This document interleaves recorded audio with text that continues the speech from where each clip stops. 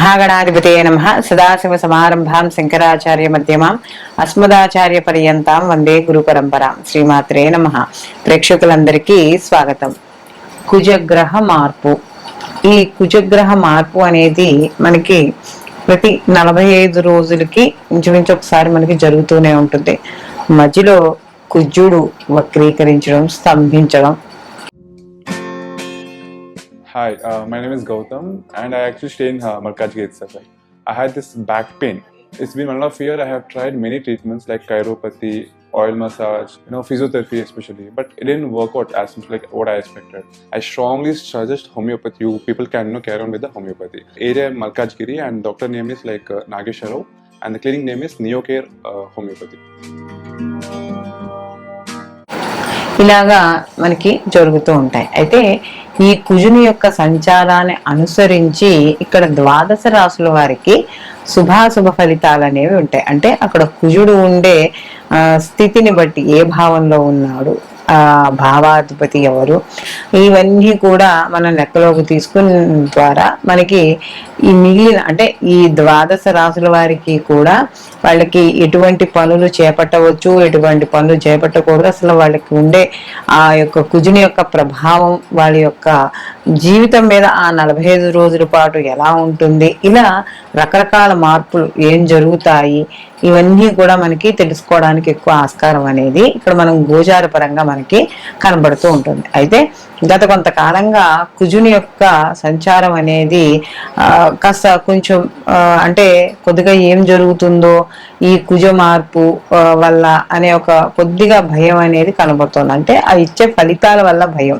కారణం ఏంటంటే ఈ యొక్క కుజుడు ఇటు రవితోనూ అలాగే శని భగవానుతోనూ రాహుతోనూ కూడా కలిసి ప్రయాణం చేయడం అనేది జరుగుతోంది। కాబట్టి ఈ 3 గ్రహాలు కూడా మనకి పాపగ్రహాలు, అందులో భ్రమని కలిగించే గ్రహాలు, కాస్త కొంచెం ఇంకొకటి బద్ధకం కావచ్చు, క్రోధము, కుజుడు కూడా కొంచెం హైపర్ కొద్దిగా కొంచెం టెంపర్ ఉండేటట్టుగానే మనకు కనబడుతూ ఉంటాడు। ఆయన సైన్యాధ్యక్షుడు కాబట్టి ఎప్పుడు కూడా ఒక ఉద్రేకం, కోపంతో కలిగి ఉంటూ ఉంటాడు కుజుడు। అలాంటి కుజుడు మిగిలిన పాపగ్రహాలతో కలిసినప్పుడు కొంత శుభ ఫలితాలు ఇవ్వడం అనేది తగ్గుతుంది।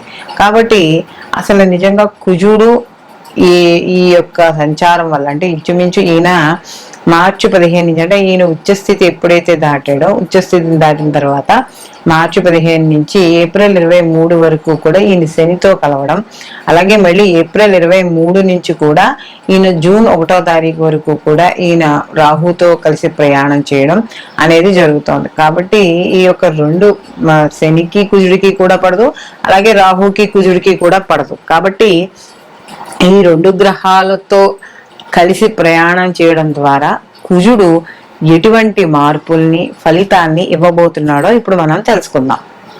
మిథున రాశిలోకి మృగశిర 3, 4 పాదాలు, అలాగే మనకి ఆరుద్ర 1, 2, 3, 4 పాదాలు, పునర్వసు 1, 2, 3 పాదాలు మనకి ఈ యొక్క మిథున రాశిలోకి వస్తాయి। మిథున రాశికి రాశాధిపతి వచ్చి ఈ యొక్క బుధుడు। అయితే మిథున రాశికి సహజంగా చూసినప్పుడు ఈ యొక్క కుజుడు గాని చూసుకుంటే మనకి ఈ యొక్క లాభాధిపతి కూడా ఈయన అవ్వడం, అలాగే షష్టమాధిపతి కూడా అవ్వడం అనేది జరుగుతుంది।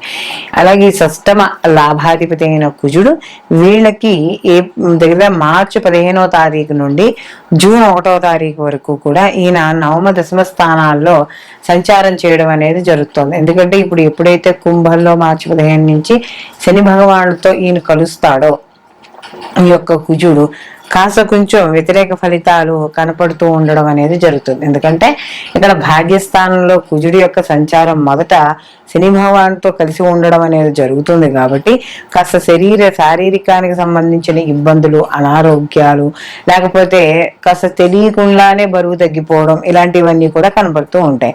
అలాగే ఆర్థిక పరంగా కానీ చూసుకుంటే ఆర్థికపరమైన నష్టము, అలాగే శారీరకంగా కూడా చిన్న చిన్న ఇబ్బందులు, అలాగే శరీరపరమైన పరంగా కానీ చూసుకుంటే కాస్త ఒత్తిడి, అంటే శరీరం మీద కాస్త ఒత్తిడి అధికంగా పడ్డము, ఇలాంటివన్నీ కూడా మనకి కనబడతాయి. అలాగే ఏం మాట్లాడినా కూడా తప్పు పడ్డము, ఎంత కాస్త గట్టిగా పనిచేస్తే నీరసం వచ్చేయడము, స్థానచలన మార్పులు, ఇలాంటివన్నీ కూడా కనబడుతూ ఉంటాయి. కాబట్టి కాస్త సమాజం పరంగా కూడా కాస్త మాట విలువ తగ్గడం, ఎందుకంటే ఇక్కడ నవమంలో శని భగవానుతో కలిసి ఉన్నాడు కాబట్టి ఇక్కడ కాస్త ఇలాంటి ఇబ్బందికరమైన పరిస్థితులు ఎదుర్కోవడం అనేది జరుగుతుంది. అయితే ఎప్పుడైతే ఈ యొక్క ఏప్రిల్ 23 నుంచి ఈయన మళ్ళీ దశమ స్థానంలో చేరుతాడో, దశమ స్థానంలో కూడా పెద్దగా మనం చెప్పుకునేదంటూ ఏమీ లేదు. దశమ స్థానంలో కూడా ఇబ్బంది పడడం అనేది ఉంటుంది. కాస్త స్నేహితులు వాళ్ళతో ఎవరైనా కొత్తగా ఉన్న వాళ్ళు ఉంటే వాళ్ళతో జాగ్రత్త వహించండి, లేకపోతే కాస్త ఇబ్బందులు పడే అవకాశం అనేది కనబడుతోంది.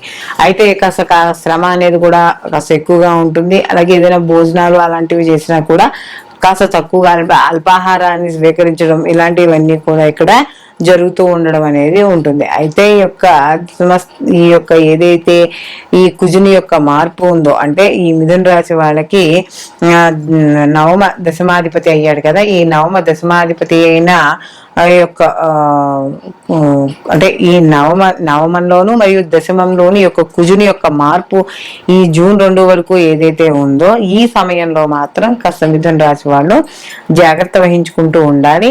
అలాగే ఎందుకంటే అనవసరమైన మాటలు లేకపోతే పీడకలు రావడం, ఇలాంటివన్నీ కూడా జరుగుతూ ఉంటాయి కాబట్టి అలాంటి విషయాల్లో కూడా జాగ్రత్త వహిస్తూ ఉండాలి.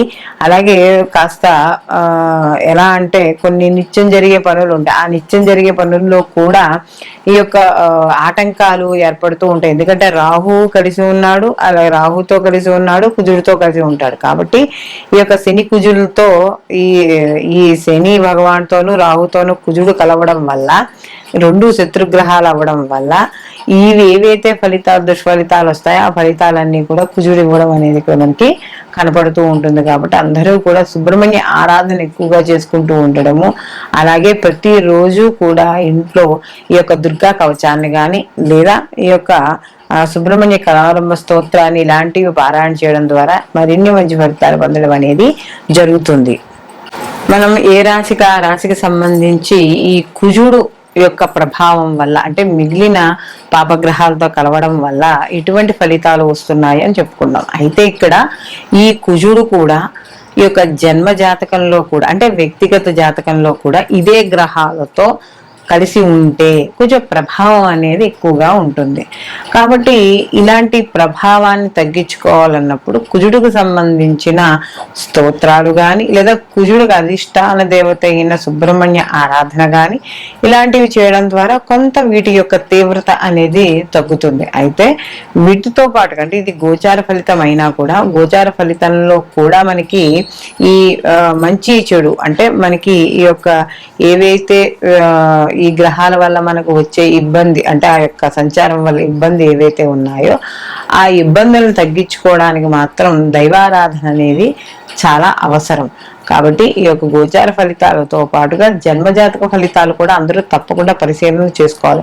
కానీ ఇదే సమయంలో సేమ్ జన్మజాతకంలో కూడా ఇదే స్థితి కానీ ఉన్నట్టు ఎవరికైనా ఉంటే వాటి ప్రభావం అనేది కొంచెం ఎక్కువగా ఉండడం, మంచైనా చెడైనా కాస్త ఉంటుంది. కాబట్టి అలాంటి విషయాల్లో జాగ్రత్త తీసుకుంటూ మనం ఏవైతే రెమెడీస్ చెప్పుకున్నామో ఆ రెమెడీస్ని చేసుకోవడం ద్వారా కొంత ప్రతికూల ఫలితాలు తగ్గి అనుకూలమైన ఫలితాలు పొందడం అనేది జరుగుతుంది.